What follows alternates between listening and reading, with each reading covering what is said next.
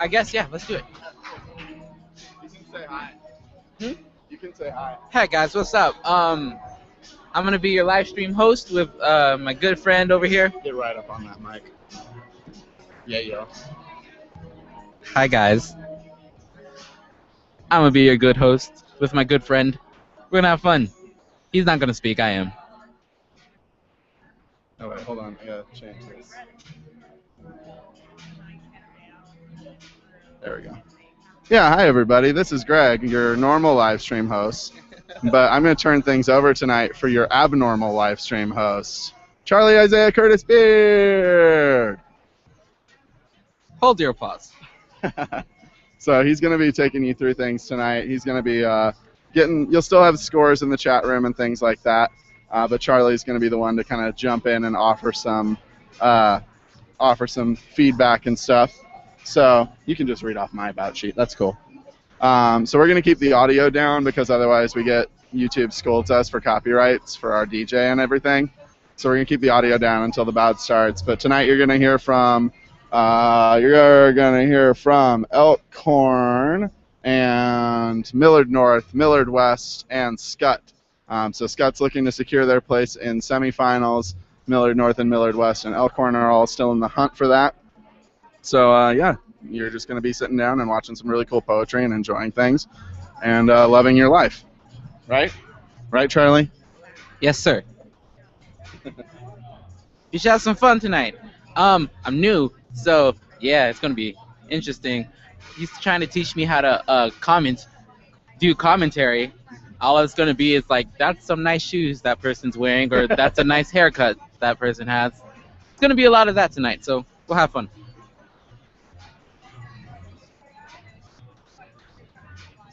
One person. I think it's us. Yeah. The early bout, the viewers have been, modest. It's just because they want to come to the actual show, you know. Basically.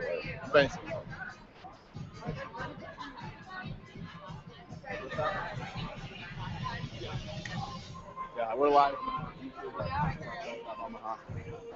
Yeah, if you want to share it, it's youtube.com/ltabomaha, and it's ltabofgreatplains.org if you want to donate. Just FYI, do it.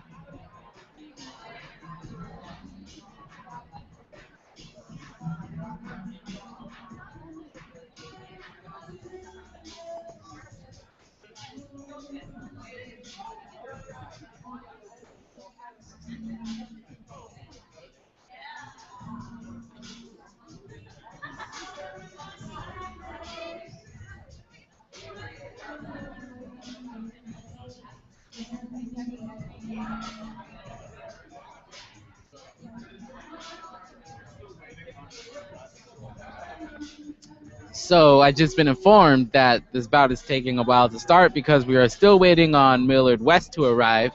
But as soon as they show up, we should get things started and on the road here. Hang in there.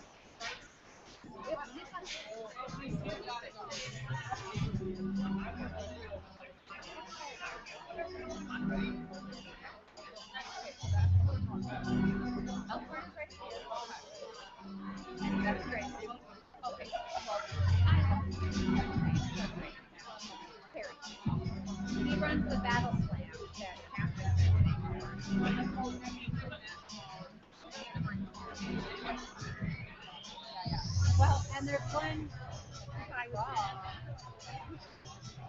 Well, normally I don't do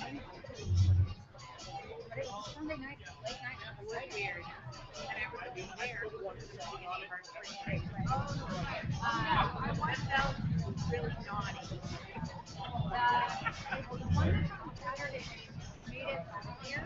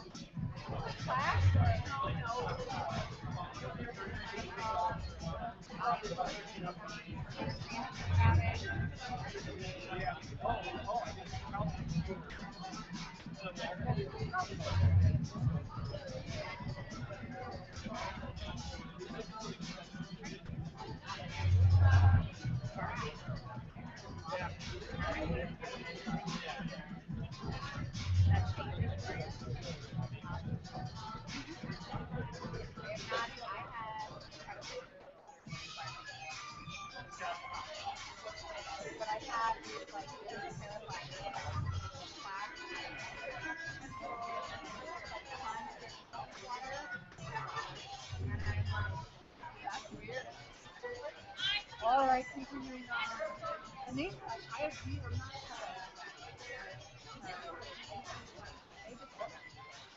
they're like, no, I have to share three colors. I can't wear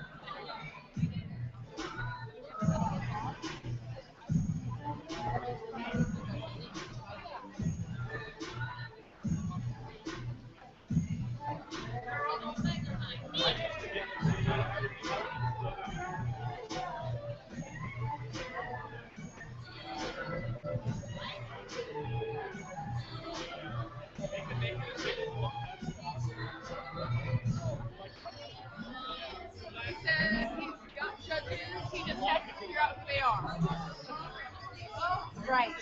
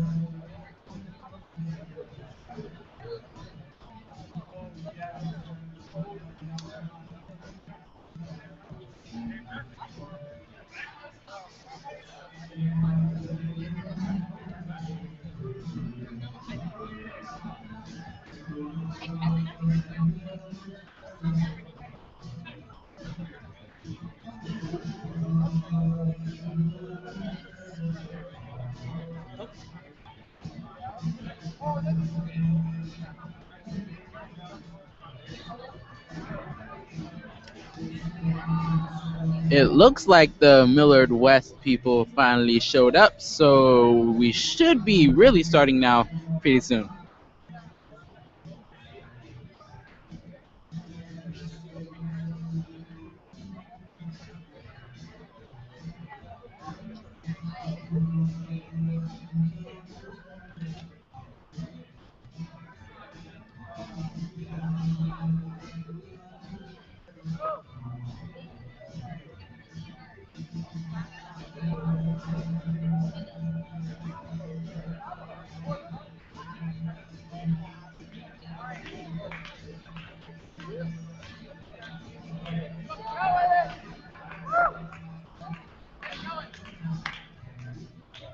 All right, we're about to start now. Well,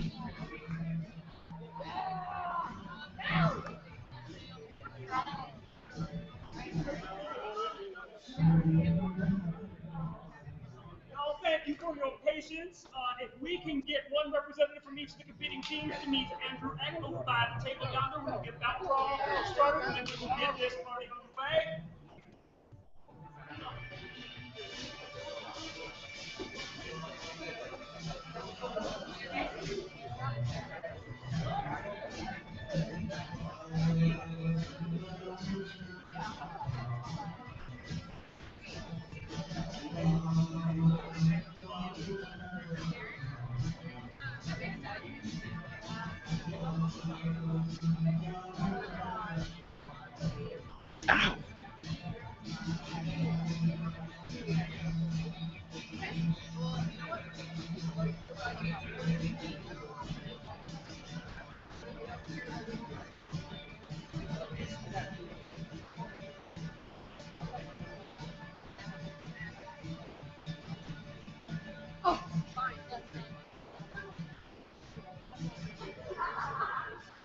The representatives from each team right now are participating in the famous bout draw, which determines which team will be going first, second, third, or fourth.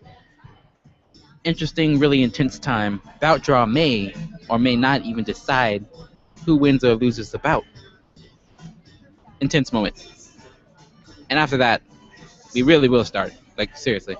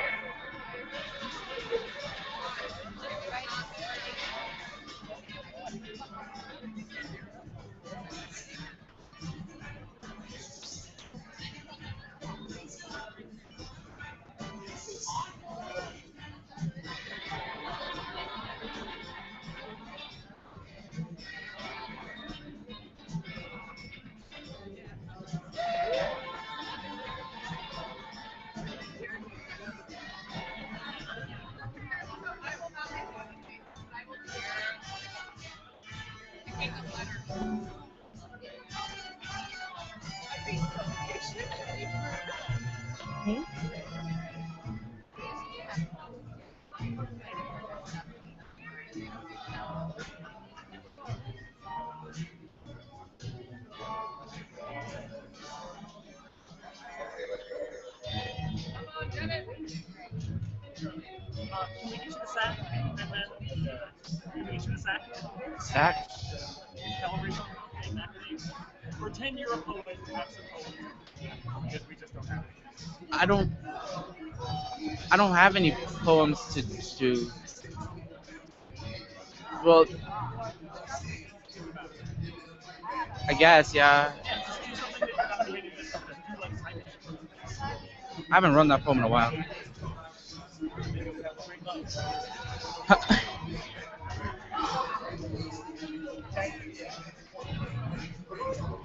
Great.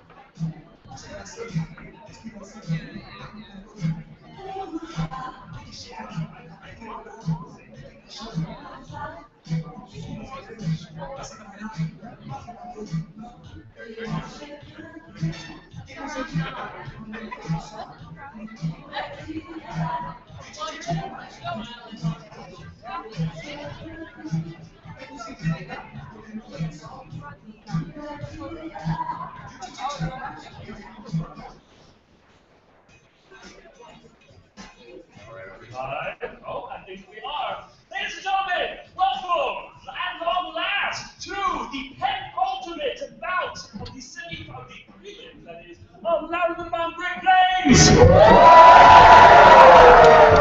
right, that's adorable, y'all, but what's about to happen is some real talented babies are going to come up here, and we need to fill this place with love. So let's try one more again. Give it up for Louder Than a Bomb Great Plains!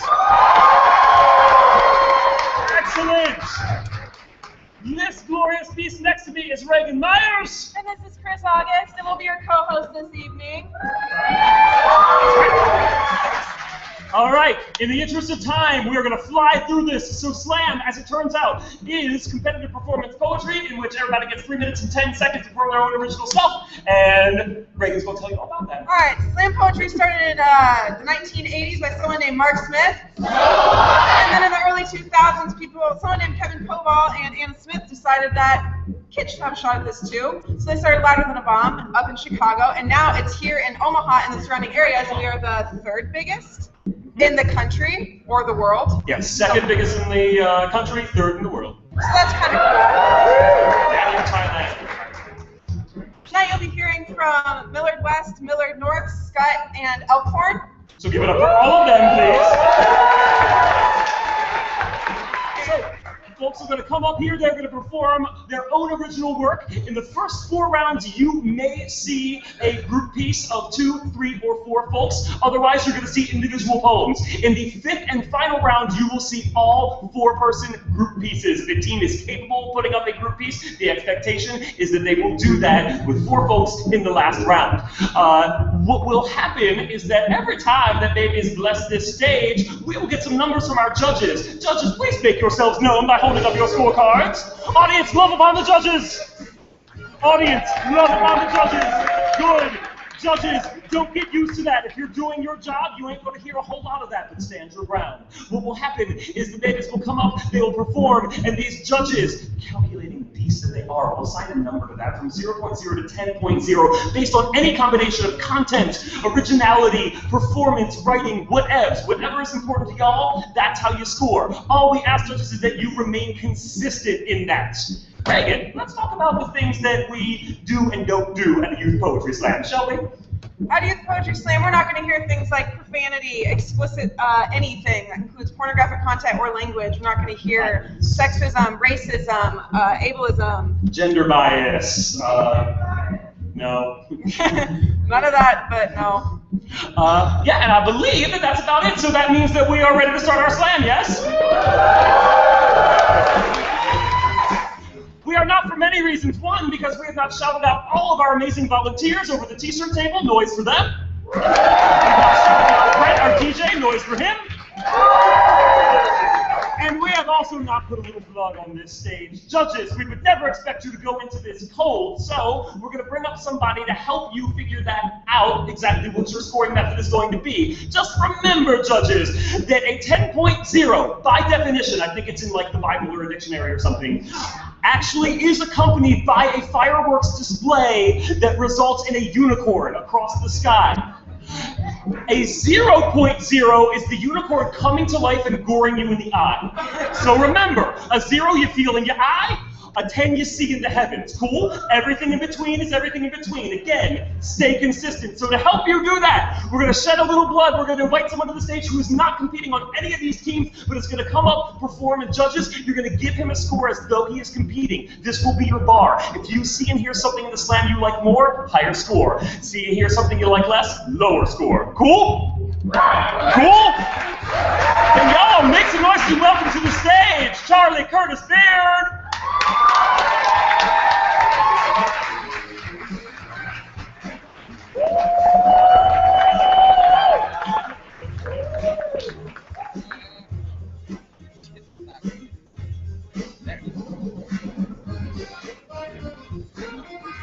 Alright guys, what's up? My name is Charlie Curtis Beard, and this poem is titled If I Could.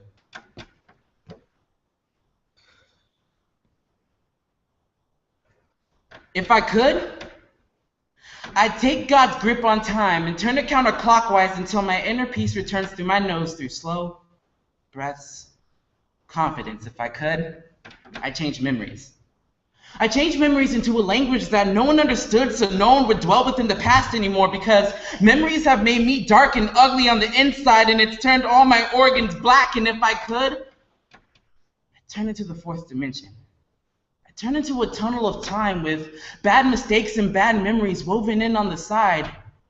And I'd change every single one of them. And if I could, I'd turn into a time machine. So I roll my eyes back and I exhale to breathe, and my heart beats backwards as I turn into a time machine. I turn into a time machine. I turn into baby me, not old enough to speak, not old enough to be or see a man, but see one walk straight out of his life, turning my hatred red. And his hatred grew like a fire that's been burning for 17 years. And it's affected my eyes, which always turn red at times too. And everyone has always told me that I have my mother's eyes. Change, I turn into 7-year-old me, bruising deep. See, disobedience will get you punished, but so will doing absolutely nothing. And I was always the type to get beat, leaving my flesh and bones gray. Change, I turn into 13-year-old me, loving this girl type who was never really the guy type unless it was falling for your best friend type. She left my heart blue and crushed like a crush. And when a drum is damaged, it beats off key. People tend to change. I turn into 17-year-old me, and the tumor in my appendix turns my organs black, seeping across my body like an infectious disease. And I pray to God, who I love, but sometimes I can't help but worry because I still have dreams. Change every single thing because I don't want to be me. So I go back in time and change everything. I'm 17 and I'm living healthy. I'm 13 and she never left me. I'm 7, I'm spoiled and bruise free. And baby me wouldn't have to feel my mother cry from the inside. See, she anointed me and told me that she'll love me no matter what. And someday I'm destined for extraordinary things.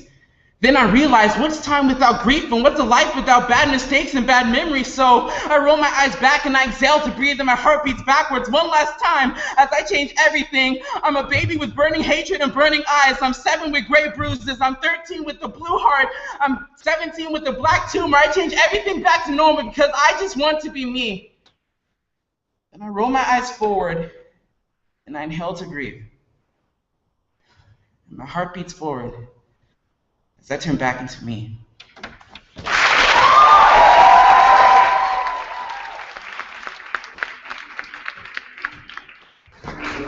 Audience, you are doing exactly. Y'all doing exactly what you need to be doing. Keep giving that up for the stage. There you go. All right, audience, you're gonna get your first test on what you do in reaction to the judges' scores. So let me see scores in 3, Give it up 2, for that amazing 1. book. No, I'm playing. That's me. We're going to read them from low to high. We're going to drop low and drop the high. We're going to get a score from a possible 30 and low to high. Charlie R at 8.0. 8.7. Hold on, guys. Mike's. A 9.1. 9.2. And a 9.5. Always be talking about the scores. And we're going to start clapping right now, clapping right now, clapping right now as we bring up our first team from Millard North.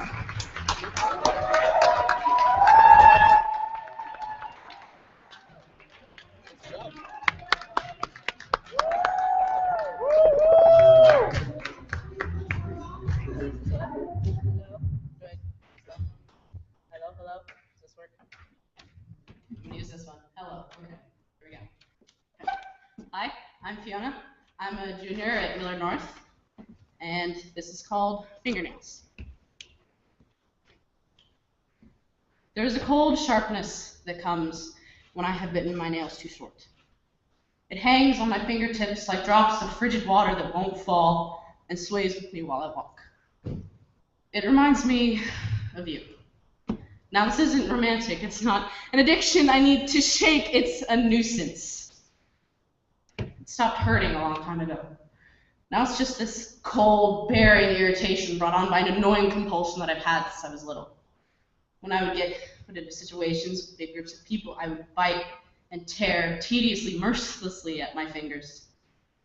It's also incredibly subconscious that I get alarmed and even angry when my mom slaps my hand from my face, or my friend tells me that it will sink my face in. But the anger subsides and the frostbite comes back. No matter the scoldings or stabs under my skin that I've gotten, I've kept on doing it. And for all the Band-Aids and hot sauce and nail polish that I've tried, I will probably do it until I don't have the teeth anymore. Every Band-Aid will come off in the shower and you will rear your head. The hot sauce and polish will end up in my stomach, and I will feel you in the burn and the sting and the cold. My nails are short and ugly and weak, but my hands are still strong. You may have torn my cuticles to shreds, but you will never again get under my skin.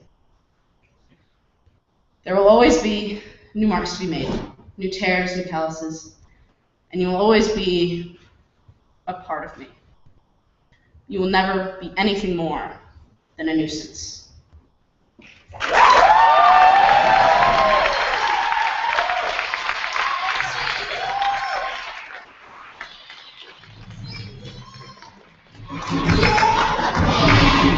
Thank you, Millard North. All right, judges, we're going to do this really quick. Can I have your scores in 3, 2, 1? Up in the air, please. All right, from low to high, we have an 8.3. We have an 8. All right. We have an 8.4. We have an 8.7, an 8.8, a 9, and a 9. Give it up for the poet. And up next, we have a poet from Elkhorn.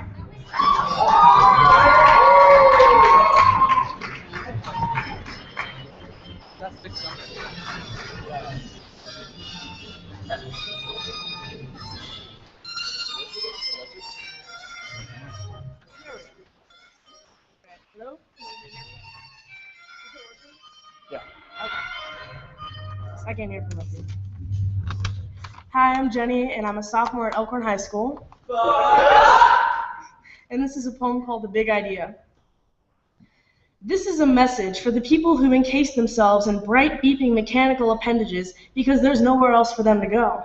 This is a rally call for those of you who escape behind a screen, hiding your identity behind Arial or Times New Roman fonts, oppressed by people who try to diagnose us, then lock us up tight in a box because we don't fit the mold. This is for you. This is your invitation.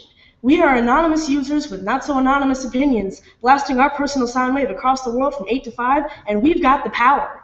We've got the radio, the TV, the internet. We're equipped with standard-issue bulletproof hearts and minds hotter than a ray gun. We are the kids of yesterday and the leaders of tomorrow, blazing a trail, changing the world, homesick for the future. We will build it in the dead of night because even Rome wasn't built in a day. I want to see you there in the future, helping the cause, spreading the ideas that will save the world. We are the digital generation, the age of knowledge, so what are we waiting for? Spread the word, open your inbox, send the call. We've stood back and watched those older than us call the shots. Now it's our turn. No more turning a blind eye. Ignorant opinions will be educated. People who don't know what's going on will learn, and they will learn because they want to. In the world I know we can create hate, prejudice, injustice, abuse. They will no longer be the norm. We will create spaces where victims can escape and where the problems themselves won't exist, one website at a time. Grab your weapons. Twitter, Tumblr, Facebook, SoundCloud. Arm yourselves with knowledge, wisdom, advice, and for Pete's sake, don't forget to cite your sources. Your words have power. If we can set an example for the world outside our screens, show them that we can all coexist even with radically different views, imagine what the world could do. We may be young, but we can use that to our advantage. This is the big idea. You want to make a difference? Break out of the mold that your peers and elders shaped for you? Do what you can with what you have. Make it work. Be adaptable. Innovate. Forget think outside the box. Burn up the box and bury the ashes. Keep writing even when they break your pen in half. Find a way to scratch your message out. Everything you have to say is important. Anything you contribute to the world is important. We are the kids of yesterday and the leaders of tomorrow, but today we are legends in our own right. And today we are the kids changing the world so we can lead tomorrow. Our creativity is our contribution, and whoever doesn't appreciate it is missing out. So whoever you are, whatever your story, this is your invitation. This is the big idea. You are the big idea.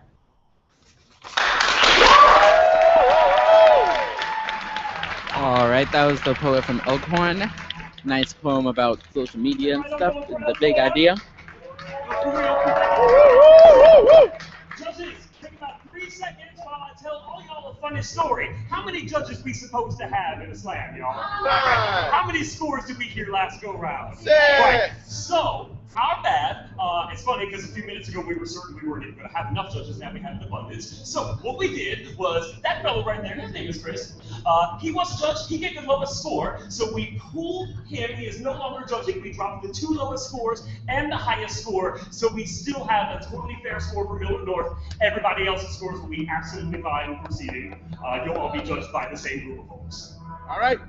Yay! If there are issues, you can discuss them with the bout manager during the coaches' meeting. In the meantime, I would love to see some scores for Elkhorn. All right, scores from low to high for Elkhorn are 8.8, 8.9, 8.9, 9.0, and a 9.0. One more time from that poet. Start clapping now. Start clapping now as we welcome to the stage a poet from Skutt.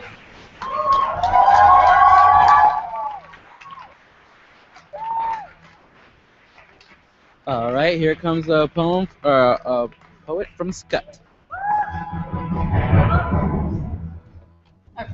Hi everybody, my name is Sarah Schrader. I'm a freshman. I go to Skutt Catholic. I like the words! Alright. And this poem is titled Wishing Out of My Ears, and it has sampling from Bestie. But if you close your eyes, does it almost feel like nothing changed at all? There was me, and there was you, and there was the jump rope. The rope that holds the hopes of all girls that jump over it, the hopes that they won't fall. It held our hopes now. The hopes of not failing in this friendship, the hopes that would last forever. I remember, you helped me stand up on the playground against the infamous graders of 4. because they thought my sand tunnel was stupid. They thought my sand tunnel was a perfect reflection of me, and it hurt. But you put on the Barbie Band-Aids and helped me get back up on my feet. I was afraid more than hurt. Afraid because I thought I would lose my backbone, the straps around my soul, the person I looked up to most. Afraid that I would lose you to poor choices you would make. I tried to be my own God. I started picking and choosing friends with stronger beliefs, purging the bad with a flood of my emotions while still trying to hold on to you, even though you were reaching for temptation. I realized how much of a fool I was to have tried to fly out of the abyss with an iron ball chained to my foot. So I let go. And now, I wish more than ever that we would still go to the top of the monkey bars and gaze down at the 4-foot-high metropolis made entirely of white and navy blue buildings. I needed more time from you to learn how to paint the sky green and the grass blue, or how to squeeze myself through keyholes and into jelly jars. I remember how you could paint the night sky to illuminate the world and bathe everything in gray light. Nothing is like that anymore. The night is too black and the day is too white. Give me the gray again. Is it like that for you? Do you miss the gray? Do you need me like I need you? Or can you still paint the sky without me? You're different now. Your eyes are like frost, cold and hard, an adventure in a skin-wrapped package, and I've missed it all. Because you decided that being bad was better for your reputation than the label goody two-shoes. And I lost you when the straps came loose on my soul and the winds from the four corners ripped me apart and blew you along another path. And now all that's left are two hollowed-out humans with nothing left to cling to but a piece of pizza and a Dr. Pepper. I miss you. I have lost you, and it's not my fault. But if you close your eyes, I need you to make a U-turn fast, because the wishes that have filled my brain when I left you started to come out of my ears yesterday. Does it almost feel like nothing? I'm ready to help you be strong. Nothing. I wish that you were ready to. Nothing changed at all.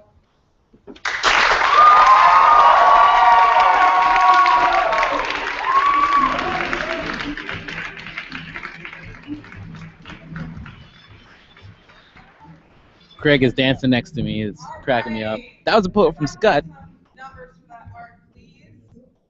As we get scores from 5 judges this time, not 6. Low to high, we have an 8.8, an 8.9, a 9.1, a 9.1, and a 9.5.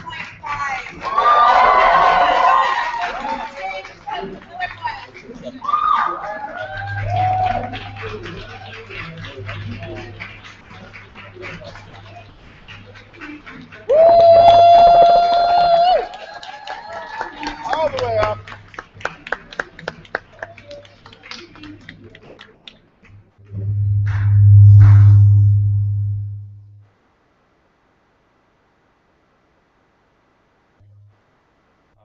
I'm Sim Kirko, I'm a senior at Millard West High School.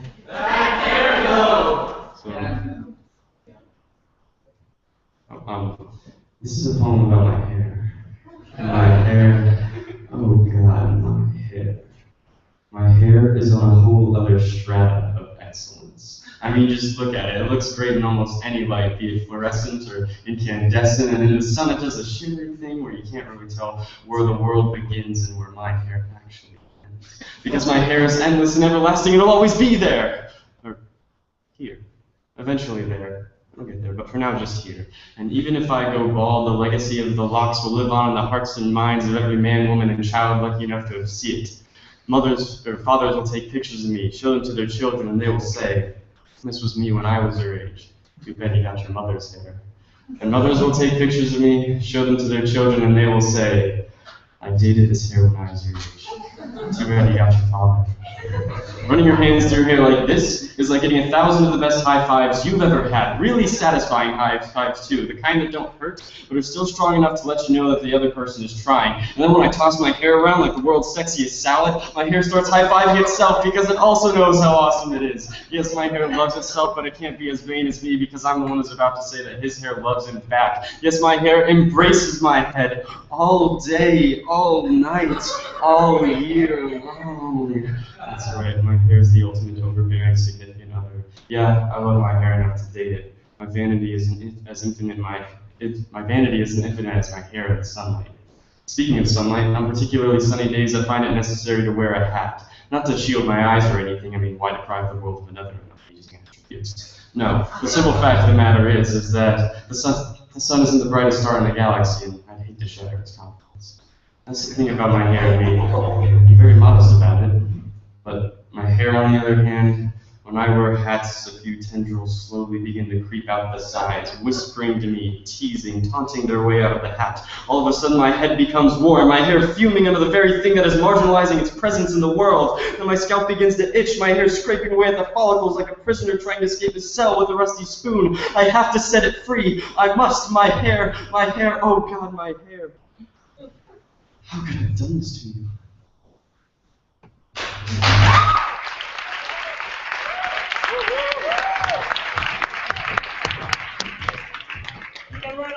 That was a poem from Millard West. He did a poem about his hair. He has nice hair. It was great.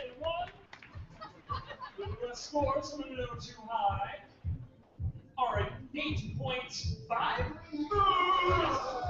Yeah, okay. Yes, that is an 8.5.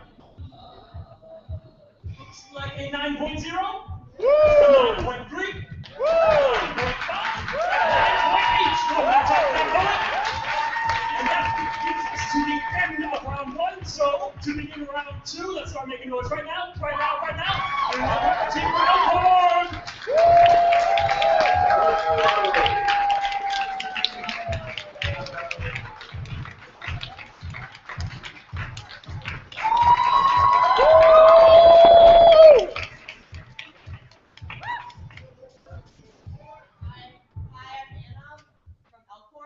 Buck up!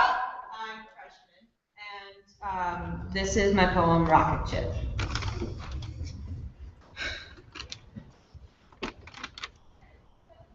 They say that I need to do something. They say that I'm nothing. They say that I'm on a rocket ship to space where I'll never be accepted nor rejected, just ignored. They say that I'm the black sheep, just to be stored away, locked up, hidden from the eye of the public. They all love me, they do, even if it's not a mutual feeling. All this world is about is being and doing and living, and I'm just here sitting and breathing and blinking. I'm so humane and plain. And they say that I need to do more to be successful. They say that I'm nothing, another face in the crowd, but they're wrong.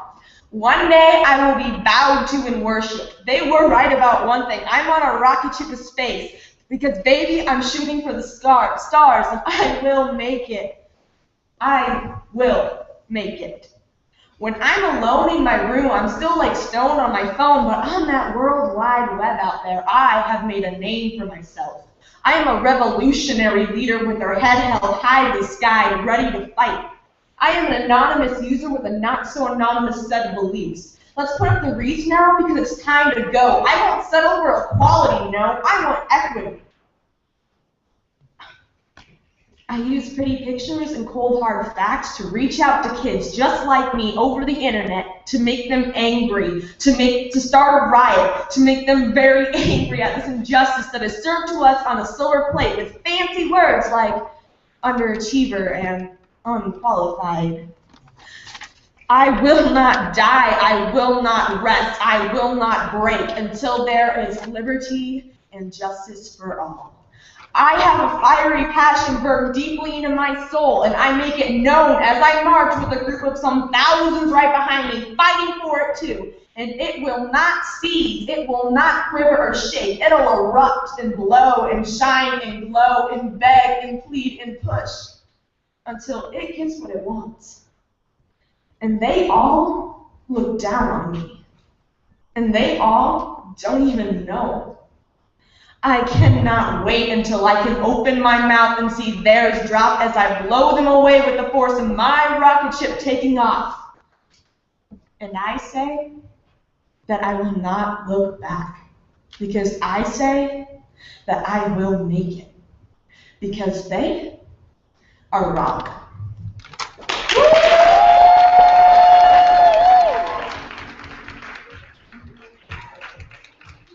All right, that was another poet from Elkhorn. I think I'm saying that right. Right, Greg? Elkhorn? I don't know how to say that. Okay, that was another poet from Elkhorn. It's pretty cool. Like, we do it. We know how. Alright, from low to high, we have an 8.9, a 9, a 9.2, and a 9. Also, just in case if anyone was curious, Millard West is leading right now with a 0.7 advantage at the end of the first round. But here comes a poet from Skutt, and this should be fun.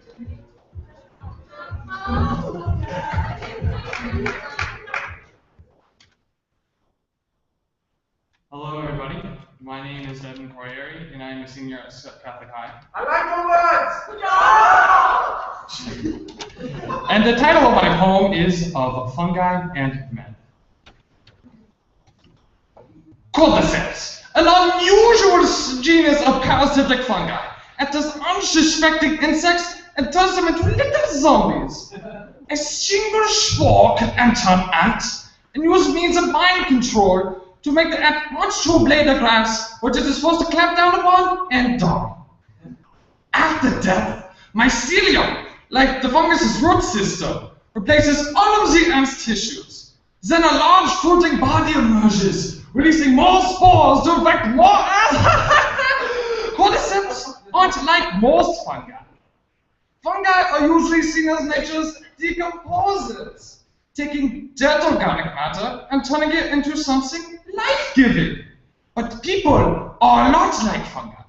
Some people extend their hands out, like mushrooms extend the hyphae or little mushroom roots, and help others in need. But some people are parasitic, like the cordyceps, and spew their own vampiric, soul-sucking spores just to make others in the hosts to further spread those spores. But some people are like lichen, which is composed of both fungi and algae, and partner with others to create strong symbiotic relationships, giving a little and taking a little for the common good. Now this will blow your mind.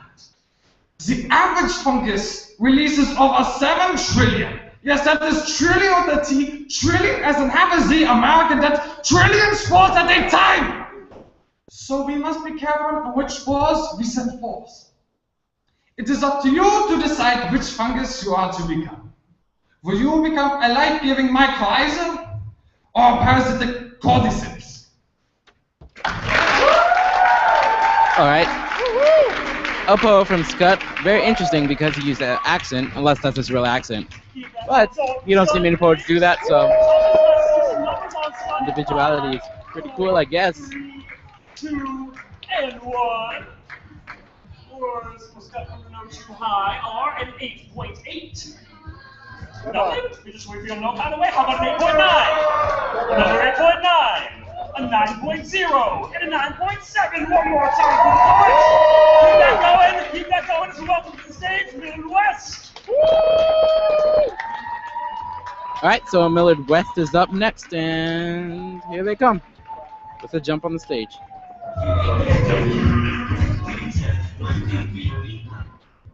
Hello there, my name is Monty Montalegre, and I am a senior from Millard West High School.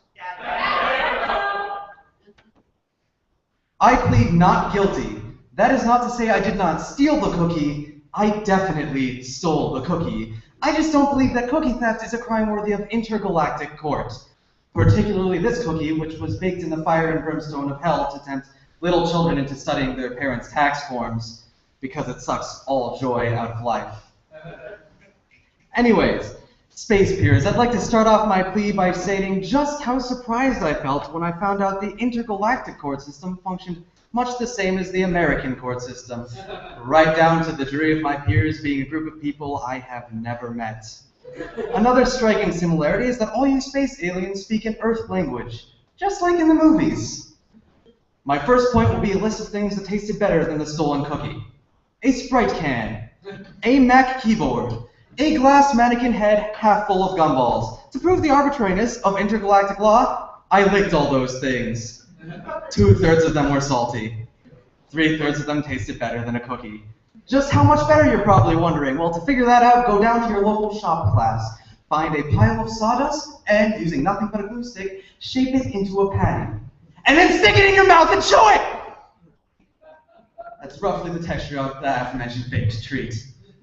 If your planet does not have shop classes, simply find a lollipop and then wrap it in sandpaper, and then try to lick to the center. It'll take too many licks. Space Piers! Those were not chocolate chips. Those were a byproduct of fracking. And that cookie tasted old enough to be rejected by Noah and all of the animals on his ark. Now, Space Piers, turn to the entity on your right and imagine them without a mouth. Everything else about them is exactly the same, but they have no mouth. The utensils that populate their kitchen are still identical, toasters, microwaves, and ovens, but they have no mouth. That being sitting next to you right now is the only demographic I can possibly fathom that could enjoy these discs of discarded sawdust molested by molten obsidian and served with a glass of pure lies instead of milk, because they have no mouths. But they have ovens. So I ask you, Space Piers, and I ask you, God. Wait, no. Space God. Was it not in the pursuit of justice that I stole the treat? It was ordered by my aunt and uncle from my brother's fundraiser, and if I had not intercepted the grotesque baked good, they would have suffered the worst of fates. A disappointing dessert. And also they hadn't paid yet, so there's that too.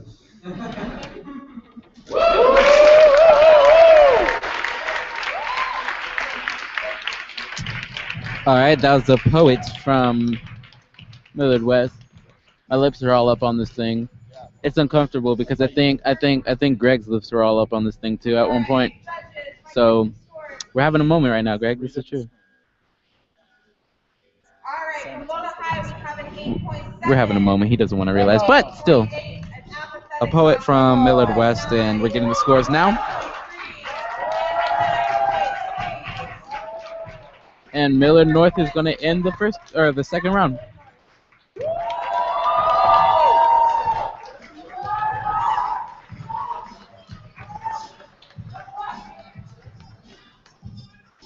Hello, I'm Jacques LaRouche from Millard North. I'm a sophomore there, and this poem's called Childhood.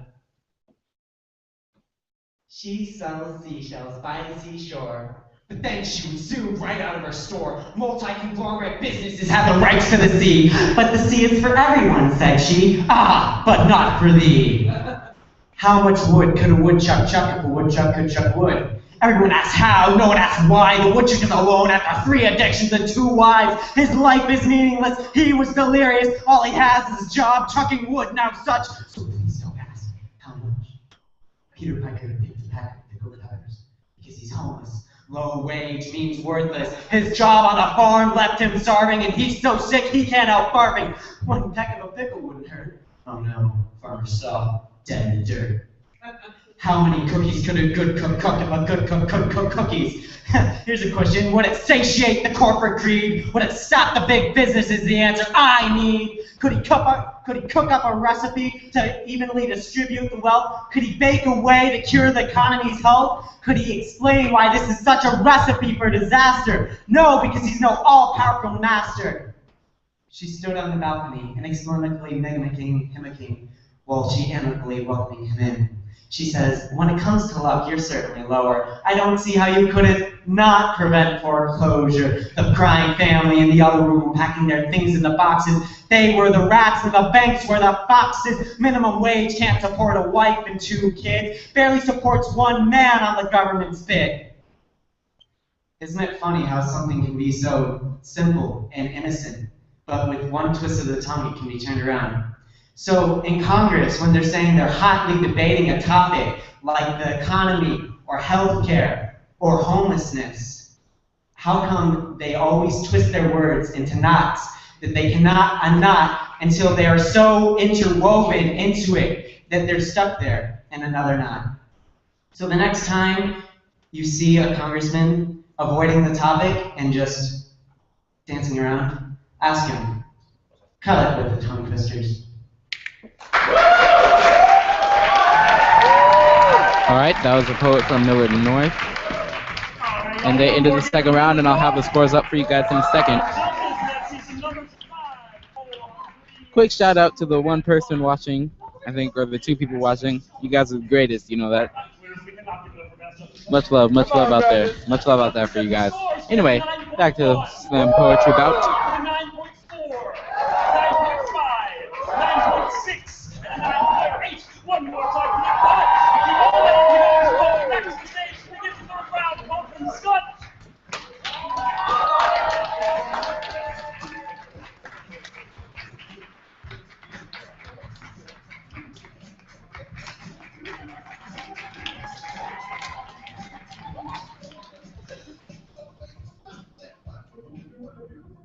Hi, my name is Mr. Stefano, and I am from Skutt Catholic. I'm a senior at Skutt Catholic High School. I like the words!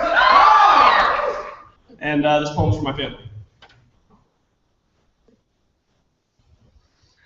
I walked up on that stage to show my mom what I had written. I started full force and full of confidence. It was going great until I finally looked through the crowd and I stopped on you. Your eyes welled with tears, and in that moment, I choked. I couldn't help but pull that poem out of my pocket and hear those endless encouragement snaps. The snaps that just raced through my head like a monotonous tick. The picture of your teary-eyed face that just kept flooding through my head like those snaps. Like the story behind the words of the first stanza. The 2 years that have flown by since it happened. Not only the act, but the family fights and uproar of emotions. Like the endless conversations of what I can and can't say. Like whether or not I can say I was with my own grandparents or not. Just because a fight would start if I did tell. Then I'm trying to stay behind that fine line of what I can and can't say while I'm with my own grandparents. Then being with my grandparents finally slips and I'm the one who gets in trouble. It's always me, never anyone else. Because Dad, you're the one that lost. Lost a fight from makeup to breakup. Lost the ties between friends and family. Lost a family that you so-called love. Well, loved. And now losing me and Nicholas, the ones you say you hold closest. Through all the emotions and yelling and endless circle of actions, all we have now is Nicholas, Mom, and I. Don't you give up on me. Not now, not ever. Can you promise me that? Because I know that with all we have been through, we will prevail, we will overcome, and we will always have each other.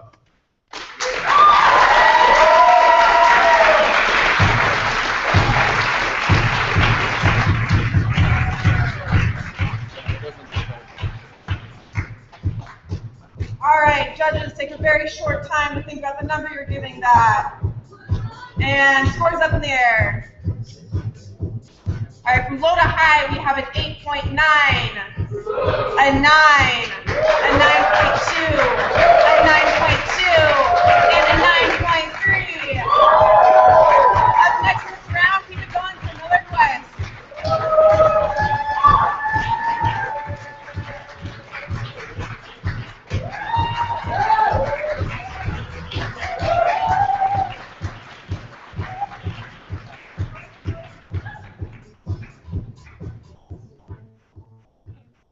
Hello, my name is Anna Shiva and I'm a sophomore from Millard West.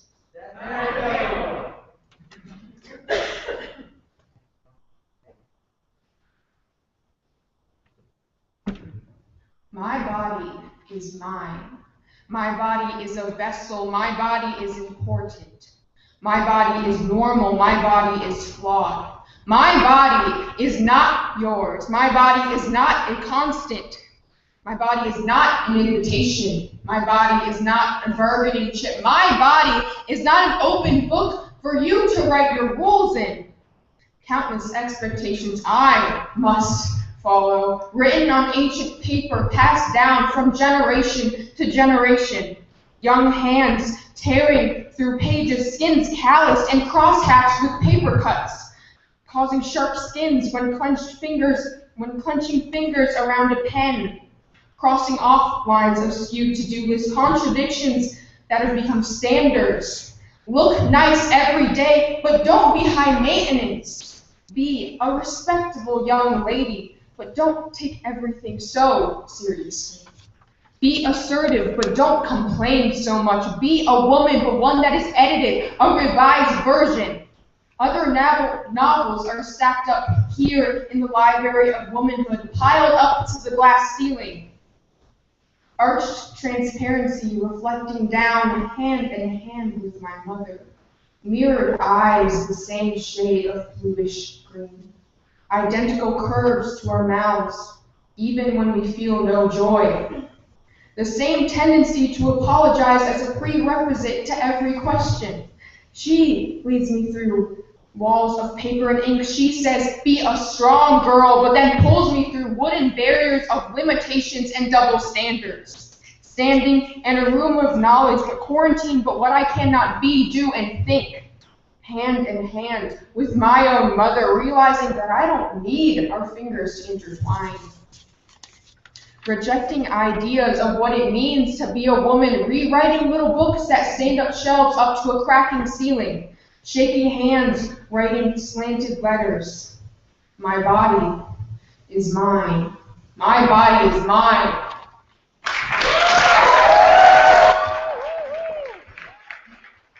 Right, that was a poem from Millard West talking about her body and how it belongs to her. Very personal poem. Nice. Subjects, continue getting your scores together in 5, 4, 3, 2, and 1. Scores from Millard West is low too high. It looks like 8.9. Come on. Don't worry, you get more time to practice. 8.9. Come on. How about an 8.9? But a 9.2 and a 9.4. One more top of the pie. And keep that going. Welcome back to the stage, Millard North.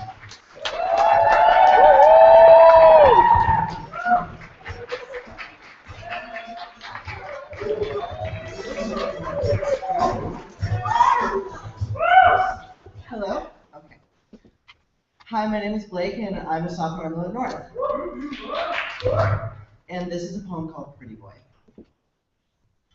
To be a man, you must know who the quarterback is. To be a man, you must reject all traits that may be soft or feminine. To be a man, you cannot cry in front of others. To be a man, you must be brave. I was 6 years old when I wore my first dress. The sleeves were pink tulle, and they barely kissed my wrists. I was a fairy saving the world with my sparkling wand. That is, until Dad came downstairs and found me. His face was broken and turned to stone. Didn't he like my dress? I was also 6 years old when I got my answer. No, he didn't like my dress. Pink is for girls, he'd say. Are you really taking your Barbie? He'd say. Society started to snuff me out like a candle at just 6 years old. I was 12 years old when I started to glow again. I came out of the closet when I was 12. It was really boring being in the closet. It was dark and khaki-filled, and worst of all, there were no pretty boys to look at. Frustrated and angry, I kicked down the door that had kept me hidden within myself since day one.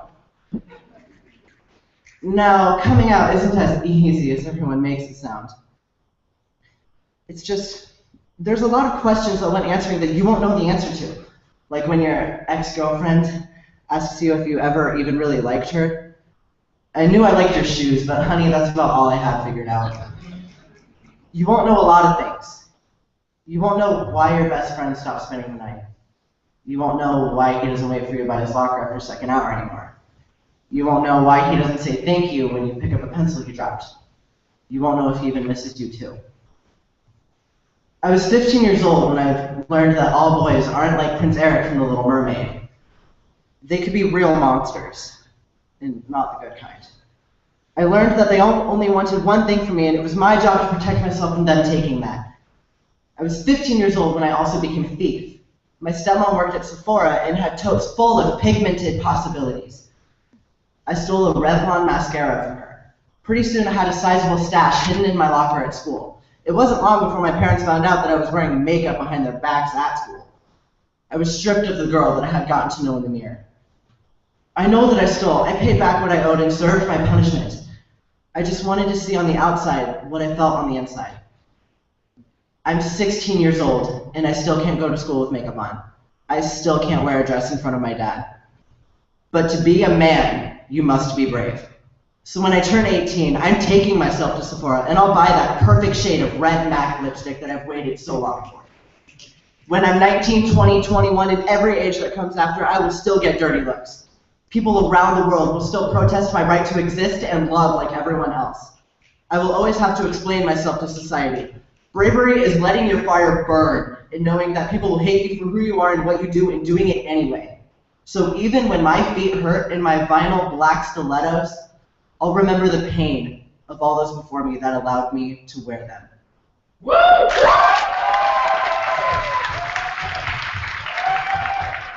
All right, Millard North performs his poem, a very heartfelt poem about homosexuality. Very heartfelt, very personal. We're singing that a lot tonight. 3, 2, 1, scores. Let's see what the judges think about it. And they liked it, obviously.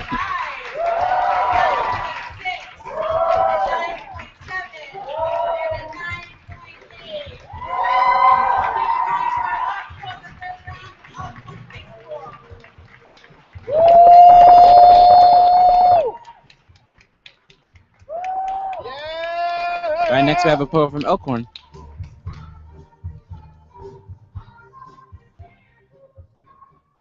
Hi, I'm Sadie Steppenspire. I'm a freshman at Elkhorn High School. Buck up! And this poem is inspired by Blink-182's Adamson.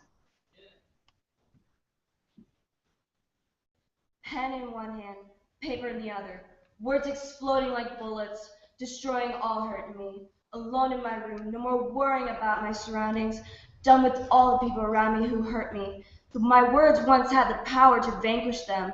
The day is over. I'm finally away from all the people who don't care about my time here. The door is closed, no one else to enter. Shut the windows, darkness takes over.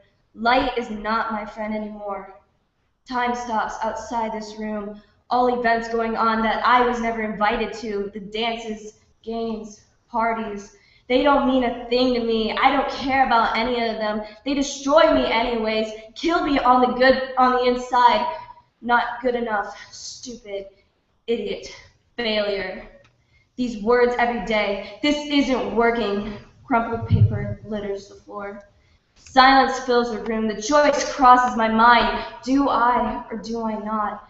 This thought that overpowers me, that attacks my whole being. The pain of the world stings every part of me. I've survived as much as I can. I can't leave just yet.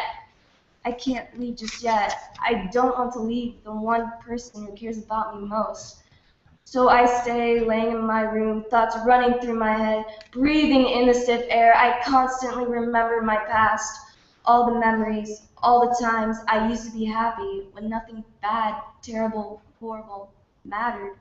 My eyes wandering around the room, coming across all achievements, a trophy I won for writing, but it didn't matter, never did it make an impact for the ones who caused me so much pain to make them stop. My art that hangs on the wall, tracing my fingers on the rough textures, the warm feeling of having something that meant so much to me. Exact lines, the blurry blobs, the scenic views with grass running up and down the hills, forest green trees reaching for the heavenly skies, and the sun hitting about every object in view just perfectly. As I look down from my painting, I see my nightstand, a bottle. Who knows where all these pills came from? Probably pain meds and all my pills that I always had to up the dosage, but still never helped. But for once, it will help the pain. Please forgive me, my one friend, the only one who helped me not do this many times before. But if only you could come with me on this journey. But for now, please, please forgive me. adding up all the pieces of how it got to be this way. Why? Why did they have to ruin my life? Why, when the time I needed someone so much, I was knocked down, kept being pushed down? I am tired of living with all the name calling. I can't keep dealing with this humiliation. The ones I see around school who treated me like I was a crumpled piece of paper to be basketballed into the bin. My parents who never took a moment to pay attention to what happened to me. Well, now there is no more worrying. The pain is now ending, and don't worry about saying goodbye, for I did it for you.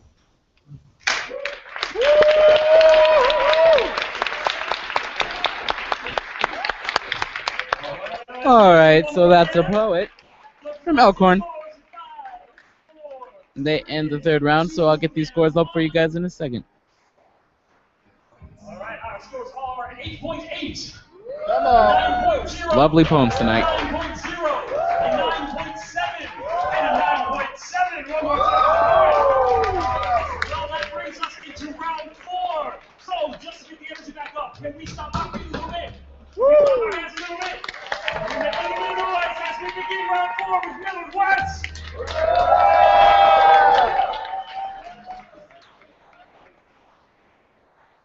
All right, and Millard West begins round 4 with the group piece. That's nice. What you were, forget what you're not. The streets were ours that summer, at least I'll see blocks. Reminisce on those days, I guess that's okay. You realize, some grow up, move on, close the chapter, we set their lives. It's what it's like, you always be inside. Mistakes, my heart is guided, reality, memories of all mistakes,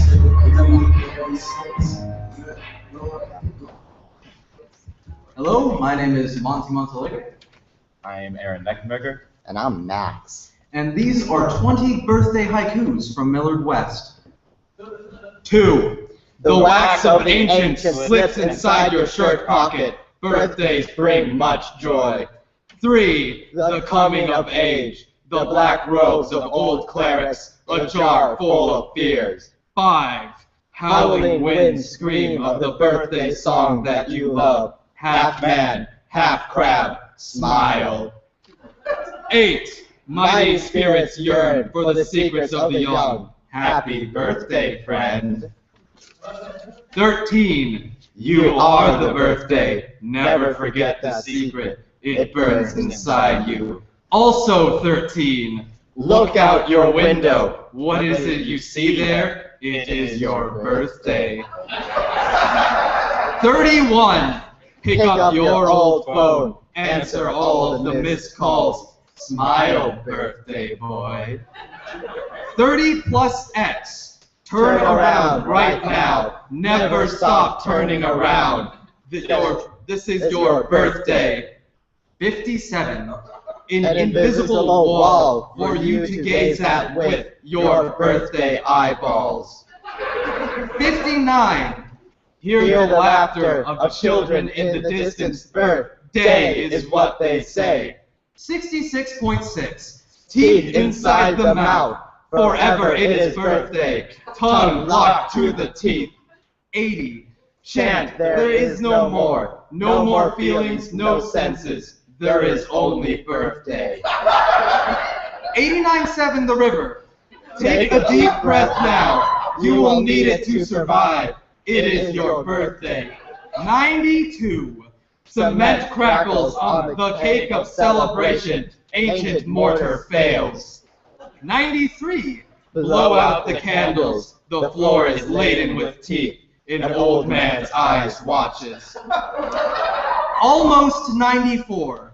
The crooked smile of old gods and ancient fiends are celebrating birth. 94. In the shadows rests a primeval threat to man. It goes by birthday. Room 101. No control of voice. You join in an ancient song. Happy birthday to 2014. Illuminati! Hiding in the closet from the birthday boy rise. Infinity. Birthday, birthday, birthday, birthday, birthday, birthday, birthday, birthday day!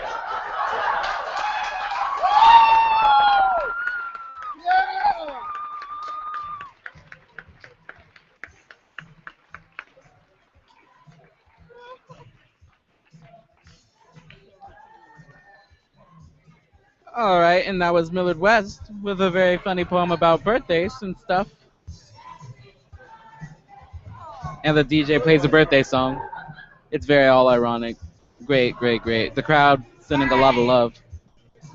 Judges, have your scores in 3, 2, 1. 94. From low to high, we have a 9.0, a 9.1, a 9.4, a 9.8, and a 9.8. Keep it going for our next poet from Skutt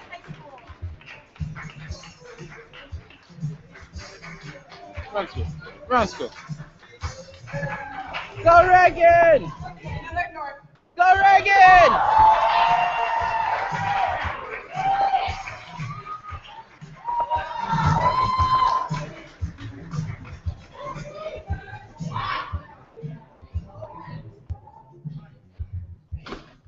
Hi, my name is Chloe Kraft. I'm a sophomore at Millard North.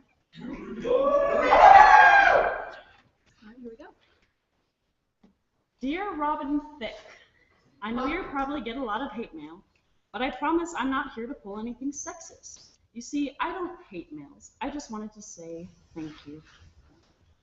I wanted to thank you for reminding me that I have a place, for letting me know that somewhere a taxidermist is waiting to extract my heart, take with him my dreams, amputate my dignity, surgically remove my self-respect, just to pump me full of the positive reinforcement, not before taking out 2 pints of A negative representation. He is anticipating the moment that he may carve out the eyes my ancestors painted with the waves that licked their boats across the Atlantic. He will replace them with glass marbles and deny their new fragility.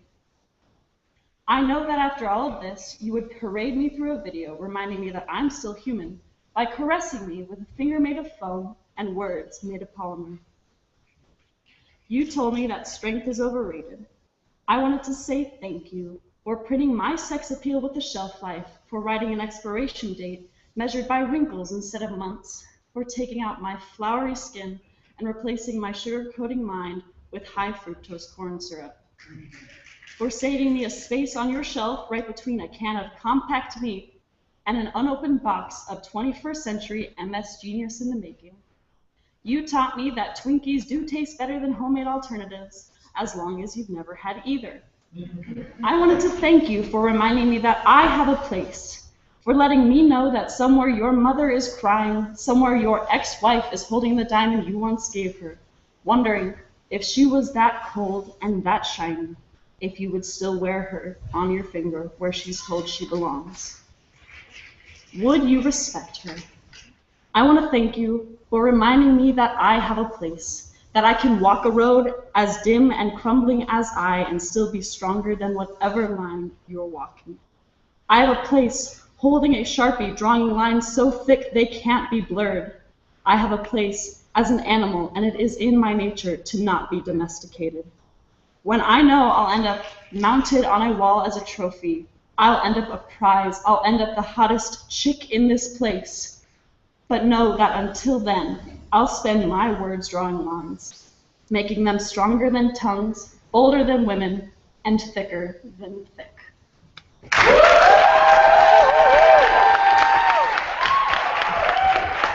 All right, and that was a poem from Millard North. Millard North, let's see scores. 5, 4, 3. Very loveliness. But her hair is and the. See, I told you I'm bad at this commentary stuff. But All right, so 9.0 to back to the poetry thing. Yeah, give some noise to that. Is that a 9.1? 9.1, 9.3, 9.4, and a 9.5. One more time for the poet. Keep that going. So welcome to the stage, Elkhorn.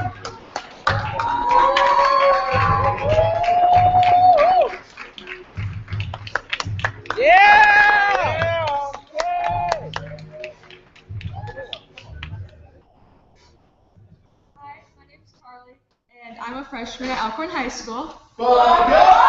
And this poem was inspired by repeating apologies by Mice and Men. I hope you know, I swear I've never done this before, and I care. I'm so sorry. Scarred you for life. Please come back to me. Down on my knees, repeating apologies. Sending you those lyrics, trying to explain. No intention to hurt you. Just searching for happiness. One wrong thing said. Boom. You're hurt. You break. Then proceed to lash out, so I hurt too. But here I am, repeating apologies. Everyone says, stop, what are you doing? Can't you see he's using you? Can't you see he's playing you? Stop! Can't you see he's killing you? But they don't get you're all I have left. All those times, everything was crashing down. Covering my body, a firm hug, protecting it from the self-destruction when no one else would. But even you, the one who said you would never leave, are to leave me alone. Full realization, heart pounding, head spinning, can't breathe, no! Don't leave! Come back to me, please! Please, come back to me. Thinking of you constantly, remembering you constantly. Our first kiss out of nowhere, it was perfect. Picking me up, learning music, bass up high, just cruising. I love you still, even if you've caused me so much hurt, for all these times and more. So here I am, repeating apologies. But we wrecked each other, tearing limb by freaking limb, ripping each other's hearts out with simple few words, not meant, or instead of anger and hurt. Please don't do this. I know it's my fault. I'm sorry. I'm sorry. Keep pushing you away, but you keep pushing me away too, but still, here I stay, repeating apologies. I know it was wrong, I shouldn't have kissed him, but I'm sick about I'm sick of hearing about other girls, so close to breaking. I know I'm not the only one, so how dare you say you stayed faithful, never betrayed me? How dare you lie? I'm aware of the way you look at other girls. You're getting with, hearing constantly, you're getting with her and her. Oh, you love her now? God, you've destroyed me, yet I'm here, repeating apologies. Lies to my face, how can you stand your own reflection? Secretly enjoy hurting people, convinced you're the victim. But this time, it's not my fault, but yours. I sit next to you, tears of pain, tears of regret, rolling down my face, begging for forgiveness, even though you should be begging me. Screaming out, I hope you know I've never done this before and I care. I bet you're sorry you lied to my face. All these words I wanted to hear, you to me. I hope you know, no matter that I still love you, no matter how much pain, no matter how much you put me through, no matter what. Here I sit, singing softly. Stay here with me, let what I am, let it speak more than words. They can't compete with, it's always been you and me.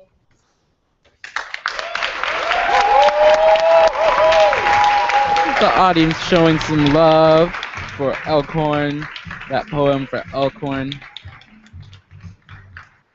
Alright, judges, take a moment to think on that. Very heartfelt. And then if I can have your scores in 3, 2, 1. She had pretty cool pants. Greg agrees with me. I don't know what, they just throw me on this thing. He's pants biased, yeah. They just throw me on the commentary thing. I don't know what I'm doing. They said, here's the buttons, do your thing. 8.9, and 8.9, and 9.1, and then 9.2. Our next time school is Skutt. Alright, next poet's from Skutt.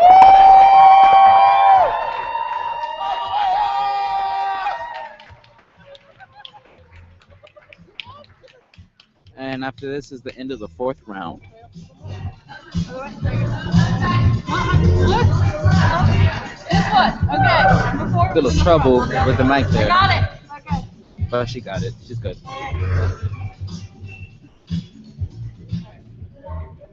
My name is Lucy Garrow. I'm a junior from Skutt. I like words! This poem is called The Converse to the Box, and it's for my mom. At the beginning, you were my home. Your straight walls held me. I was new, and you kept me. Those walls protected these souls. While you and I sat patiently, people would come in and pick up others next to us. Rumors spread about the outside world and its wonders. I couldn't wait for the day that we left.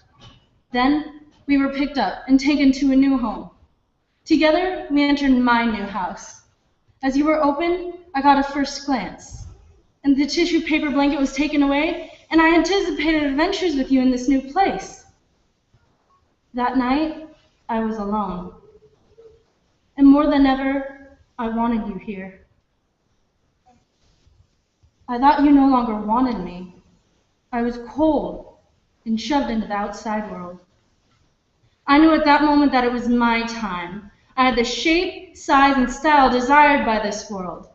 My soul was no longer empty, but filled as you never could.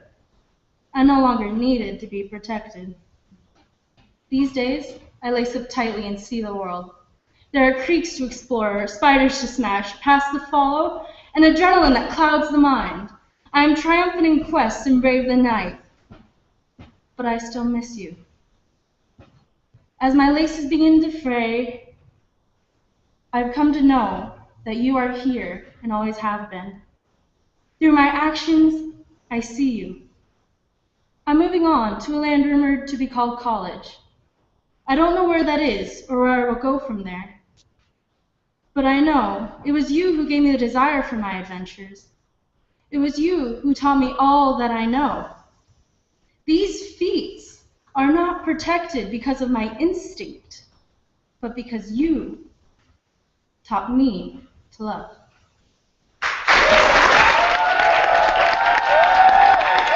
All right, and that was a poem from Skutt, ending the 4th round. So after this round, we are going to have 4-person group pieces up, and that's going to be the last round, which is the 5th round, and then that'll be the end of the bout. I will tell you the scores here shortly as soon as Greg gives me them if he wants.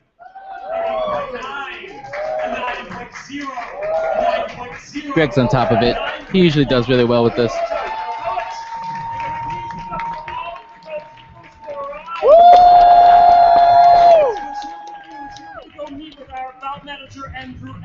And now whoever has the most score, whoever has the highest score is going to perform last for the group piece round, and whoever has the lowest score is going to perform fourth for the group piece round. So next round will depend. And we're going to take a short break here, and Greg is going to talk to you guys about some stuff like this. You're also going to donate to the MWC so we continue making beautiful things like LTAP happen. And you're going to thank all of our volunteers and all of that business. And we're going to be back with you in about 3 minutes. Yes! Yeah. Okay, can I get my folder back?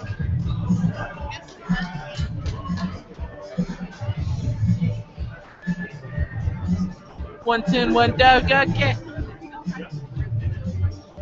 All right.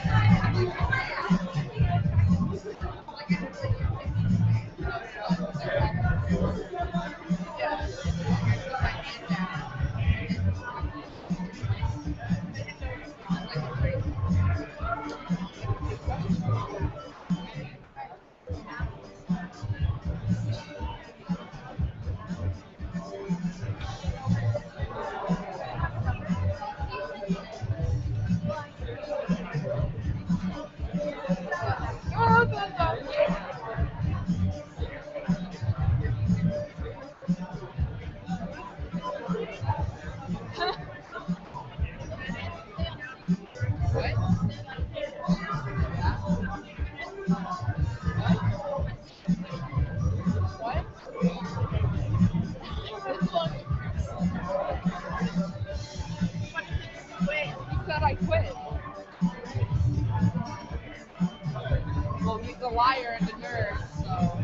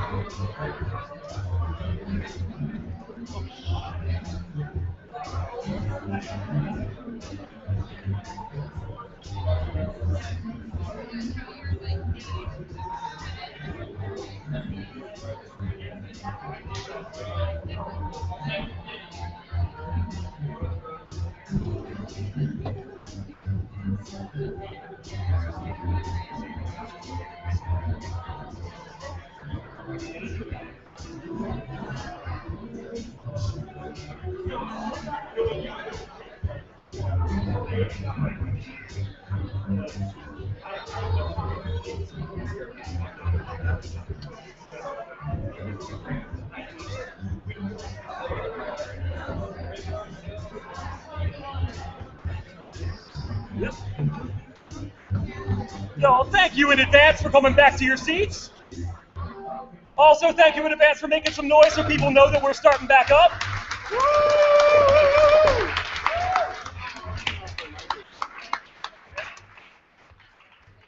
All right, y'all. Yeah, it's not. No, yeah, it would be, so, being that we're going to have a group piece round, it'll be fun if we get sound in all of these mics, so we'll work that out. And, oh, sometimes it's operator error, especially when the operator is me. I think so, yes. I think that's good. Okay. All right, so, y'all, are we ready to start the group piece round? I almost heard you. Are we ready to start the group piece round? Yeah! So, Reagan and I are going to show you what these mics sound like real quick. This is this mic real close. This is this mic not so close. This is this mic up close. This is this mic far away. This mic here and this mic far. That's the best program you're going to get. Talk like that forever. This is this mic up close. This is this mic far away.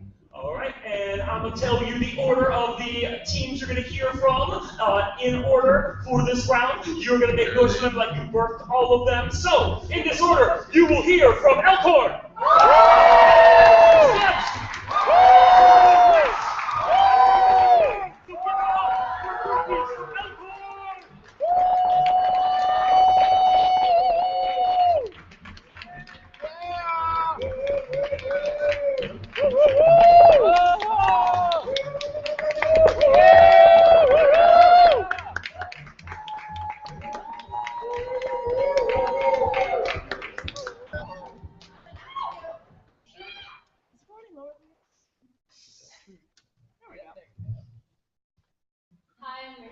I'm Carly. I'm Jenny. I'm Anna. We are from Elkhorn High School.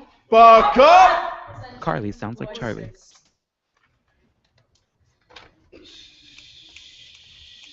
Lights go out on one last candle to keep burning, and then the darkness surrounds me, and no one left, but I feel like I've died. Rain crashes heavily on my heart. She's going, a million miles an hour. Stupid. She is fake pathetic, making its vision blurry. She stopped trying to catch her breath. Fact. She manipulates everyone. The water curves slowly down my trembling skin. She's not dead, she just looks that way. Slut. She doesn't know what she wants. Stealing away my words. There was no one to comfort me, but I'm not alone. Voices pierce my thoughts with twisted words. Their volume is cruel and cold. I can feel their speech cutting into my mind with every statement. Crying like a child, she's so immature, why can't she just accept it? I soon realized that my own feelings created the rain. My tears. Crying like a child. But is it better to cry or to accept the hatred of the world? The tears that fall leave a salty taste in the corner of my mouth. Why can't they understand? Stupid! One idiotic move. I've earned a new name. Fact. Some tight clothing hugging my body. I've earned a new name. Slut. Flirting with my friends. I don't mean to, but I've earned yet another new name. Why must we judge so harshly? All around me, the names surrounding, cutting deep. A storm of tears rock my body. I beg for it all to stop. She's going, a million miles an hour. Never slowing, never stopping, never breathing for a moment. She stopped trying to catch her breath. Sometimes you shout her name, but all she does is look blankly ahead. Where she's at and where she goes, nobody knows. Where does she go? Because she's a million things at once, never slowing, never stopping. She's not dead, she just looks that way. And hell, I should know. Sometimes when you're trapped, all you can do is run. Never stopping for a moment. She doesn't know how to anymore. She just fakes to fit in. All my life, my friends have been fake, but I killed them with the knife they stabbed in my back. I'm not with them anymore. I'm me. Can't you see? I'm still the girl you love. She manipulates everyone. I just want them to stay. I don't want you to leave. I say these words with a twist in vain hope that you'll stay. Say that you see me, that you'll see me, that all I wanted was for you to stay. She doesn't know what she wants. Yes, I do. I want acceptance. I don't need to be understood. Just accept me. Acknowledge that I breathe. Say you see me. Say I'm actually here. That's what I want. Just say something to make the rain stop. All right, that was our group piece from Elkhorn. Yeah. Craig's so proud of him. Yeah, go Elkhorn. He's biased, but that's okay. Keep the noise going while our judges figure out their scores. All right, judges. Greg over here has been like the screaming person next to me in my ear all about. That's okay though. From low to high, we have an 8.9. Come A on. 9.0, a 9.1, a 9.2, and a 9.2. Our next All right, and Skutt is up next.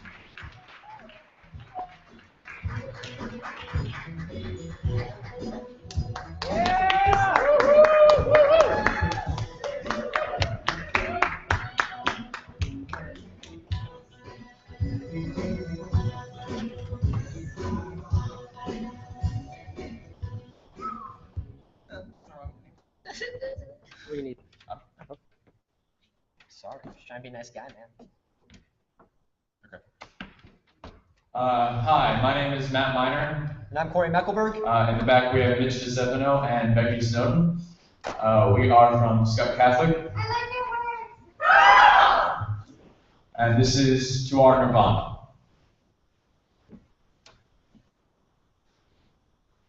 In every childish survey of what do you want to be when you grow up, my response was a constant, I don't know. I still don't. Not because I can't imagine my own personal nirvana, but because I'll never achieve it. We know this because we have been told so. My friends, Peter's family, and the common passerby made it a point to smash every dream I ever had before I could even dream them, with subtle constant reminders of how I'm not the smartest, not the funniest, not the most athletic, not the most handsome. Perfect. We have endless potential to be extraordinarily ordinary. We've been told of the idiocy of taking risks. Our dreams don't come true. How we must take the beaten path, because our parents did, and so did theirs. And theirs. See, this world isn't about us. It's about reputation. It's about showing how many digits go on our paychecks each month. It's about how many gray suits we can own. Well, we can smile and pretend that this existence that we have chosen isn't slowly killing us inside, and not just us, but the thousands of people that we could have been. The actor, the teacher, the boxer, the musician are all starving in the endless collection of worn-out conversations about the weather. Boring cliches that get us to the day that we have the audacity to call our soul. Keep our heads down and our noses to the grindstone, because looking away from our work may give us just enough time to realize we're not happy. We're being crushed by the grindstone and molded into another cog in the machine. Another shade of gray into a monochromic sea of white cotton shirts and cubicles the size of jail cells who shackle us with percentage signs, a plethora of numbers that never seem to end, in the madness of routine of stamped paper, stamp the paper, file the paper, hand in the paper, provide for the kids who couldn't possibly understand. But all that we do for them. Come home, maintain a monotonous monogamy marriage merely because where else would we go? This is life. We know this because we have been told so. Before we make the decision of what we will be when we grow up, we must remember what we wanted to be when we grew up. We must listen to the inner kid in us. Because we are that kid. We never grew up. We only grew old. And believe me, it is never too late to save a child who has lost their way. We need only remember. Remember the shine in our eyes that has long since been extinguished. The bullies who would one day grovel at our feet. And everyone who ever told us we couldn't saw that we did. We need to remember because one day is now and it lasts from now until the day we die. just need to take our inner child by the hand and let them lead us to our nirvana.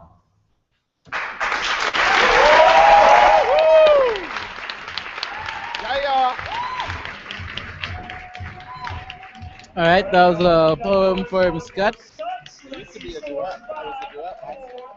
It was a duet last time. It used to be a duet, Greg tells me. What you guys didn't see on the live cam was that there were two other people on the side saying some lines too. That is where the random voices came from.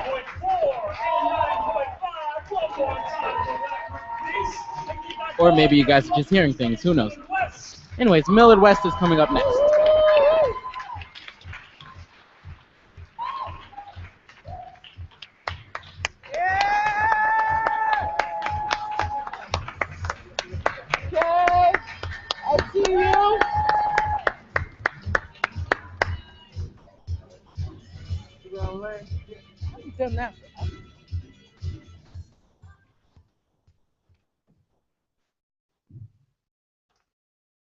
Tim Kirkhope, senior. I'm Aaron Eckberg, I'm also a senior. Monty Montalegre, still a senior. Down here though. This one's called Choke Point. Listen to the arm, how it squeaks and squeals and treats its task with reckless abandon. Up and down. No, start down. Then pull up. Gun for the prize. And pull it up. How exciting. The world will survive on the labor of this very arm. Look at it swing about its axis. Its elbow. The elbow is the only place the arm can creep. Its wrist locked. No. It's done by its task. Its fingers clenched about the string. It pushes. And pulls. The elbow is the voice of the arm. The elbow cries, and the arm bleeds the world dry at the choke point. Each arm is embroidered. No, emblazoned with a tattoo. No, logo. But it doesn't matter whether the arm scavenges through the plains of Texas or dips into the Gulf of Mexico. The letters BP still look the same. The arm should connect to the body at the shoulder. But no body joins with the arm at all. Rather, two legs grip the arm at the elbow with their hips. The legs understand the threat of the elbow's anguished cries. So they hold tight. No, strangle the elbow until it learns which team it's supposed to point for. Remember, the arm is only in between two legs. So there's no ears to tell it that each groan it creaks out reverberates down the hole it works, settles for a moment at the bottom, and produces a blood-curdling grimace that erupts from the bowels of the earth, a scream so primal that it ought to shatter this planet's collective eardrum. But before it even breaks the surface, The arm pulls taut the string. and it bleeds the world dry at the choke point. This process is repeated. Every time the nail is driven in. The hole loses a barrel of hope. And this distorted outline of a body is not alone. Every time it digs down into its dwindling coffers. And produces its cheap treasure. It bursts. No, build yet another mindless, disembodied shell of a sleek, glossy suit. Wet with the tormented tears of the elbow that knows its task is not one to take pride in. But it cannot understand why, because it has been robbed of its innocence. And this very theft, this provocative mugging, well pinned to a suspended steel grate, surrounded only by ocean, is what the arm is forced to perpetuate. Every time it drops in. Pulls out. And I who do not see the arm. I who do not hear the shout. I who only blow smoke. I who do not watch the dust settle. I who do not witness the rust grow thick on the arm of an ancient crime. I will take the finished product, let it gush forth from the nozzle and bathe myself in it. Pull out my credit card, drop my arm down, pull it back up, and bleed the world dry at the choke point.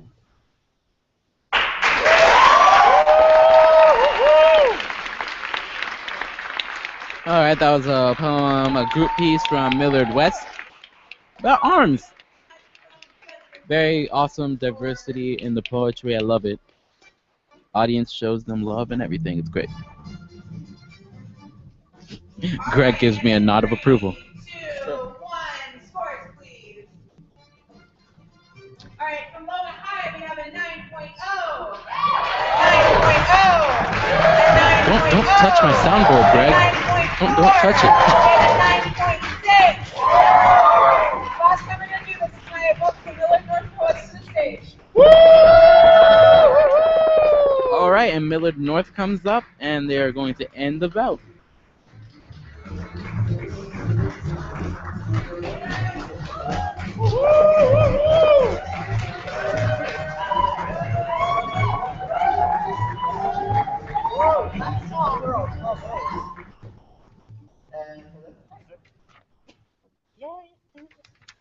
this? Oh, how do I? Tall boys.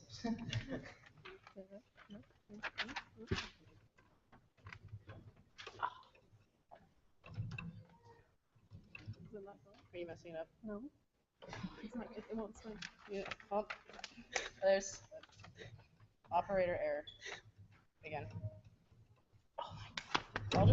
I'll just bend. Okay. My bad. Okay.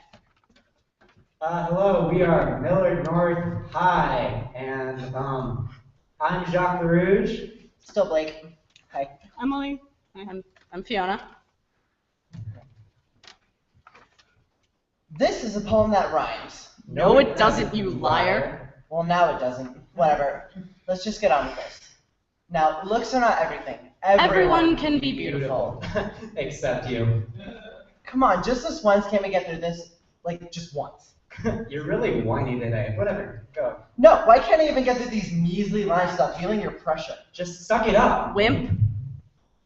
God, why don't you bother anyone else other than me? Why am I crippled by your incessant comments? No one else deals with you other than me. You think you're special? That no one else deals with billions of tiny voices in their heads just like me? You think that adorable chick you saw didn't feel the crushing weight of her mirror? You think that ripped athlete didn't work out so he couldn't move, but coach still says, you're still not good enough. You have to do better. Those voices crush you slowly, but surely. Attention, 5's a 10 is speaking. Now, honey, look at me. Look me right in the eyes. Don't listen to him, all right? He's just jealous that we're so beautiful. I mean, have you looked in a mirror lately? We are perfection. How can I ignore you when you're right in my ear? When every step I take, every move I make, you'll be sitting there watching me, judging with pitiless, indiscriminate remarks. How do I deal with your ruthless, rampaging rant through your imperium of impossible standards and thoughts? Act like a star, okay? You are a star, and literally I want you to pretend you are an exploding ball of fiery hotness, and any cretin who dares approach you with negativity will be incinerated because you are just so hot. Now look, there's your friend, Emily. Go try acting normal. I don't know. I don't think this will work. Hey, Blake. What's up? Haven't seen you in so long. Hi, Emily. Oh, be careful. She's out of your league. Don't listen to him, all right? Go for it. Pounce like the target you are on your prey. So I was at this party last night, right? And then blah, blah, blah, blah, blah. What are you doing? Swinging her out? That's right now. I'm in your head. Stop it! You're distracting him. You can't tell me what to do. You don't know what I'm allowed to Shut up! Sorry, did I say something? No. No. Oh no, it's not going well. Commence sweating. That'll totally make you seem cool. I think I hear my mom calling. Sorry. Bye. Wow, you really messed that up. He just didn't sweat enough. Can we please get back to the poem now? You've already proven I lack all social competence. We're just trying to help. Why don't you love me? Yeah, jeez. Now, looks are not everything. Everyone can be beautiful. Again, except you. But all you have to do is ignore the voices in your head and be brave. Because what would I know? I'm just a clever representation of your self-esteem. All right, and that was Millard North. Ow, Greg, ow. For that group piece, and then you want to give it up for all the babies who you heard tonight. And judges are going to produce Audience is showing love for all the babies that we heard tonight, in the words of Chris August. All right, and our last group B scores are a 9.0, a 9.0, a 9.5, a 9.5, and a 9.9. One more time for everybody who heard this evening. All right, y'all, if we can get all of our competing teams up on stage to be lavished with love and affection and praise, please start lavishing right now. And now all the teams that competed tonight in this bout are coming up.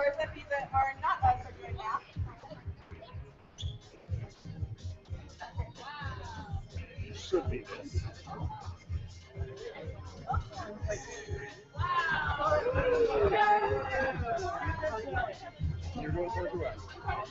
Okay. All right, y'all. Are we ready to hear some results? All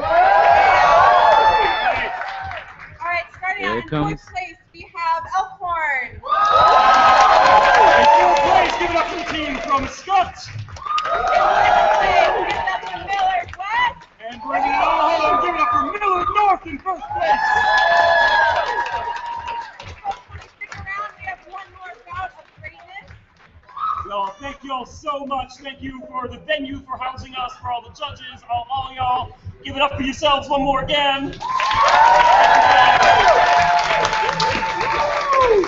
And there you have it. See? There you have it. Millard North comes up, #1. And now everyone's just loving each other and complimenting poetry. And we're all just being a lovely community. And it's fantastic what they are doing because we're also young poets performing our hearts out and putting art on stage, which is amazing. So, right now, everyone's dancing and having a good time and just being chill. We have a bout coming up here next shortly in like a half an hour or so. Make sure you tune into that and watch that. YouTube videos for this will be up. Greg knows all the information about that. And I'll see you guys another bout. All right. Thanks for watching. Ugh.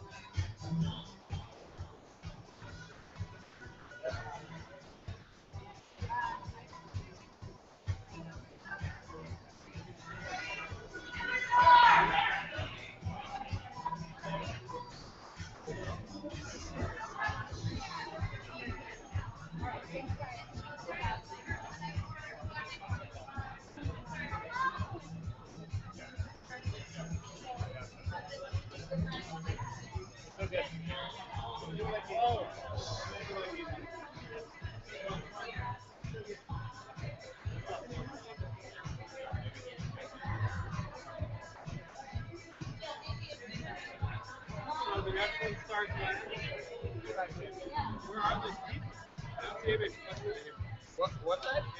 There's no website. They might have been practicing. Oh, I didn't know if they weren't allowed to. Oh, yeah. No, they, a lot of times teams are out practicing. It really ups the production value here.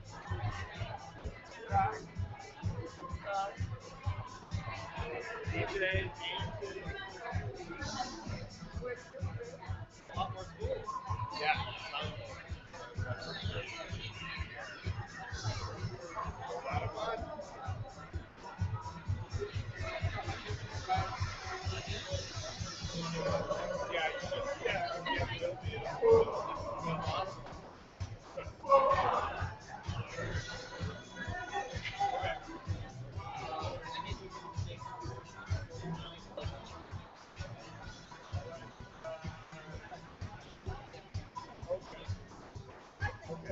Hey y'all, this is Greg again. Mary Beth Becker's going to be with you. I'm going to switch over to the next live stream, and we'll see you over there in just a second.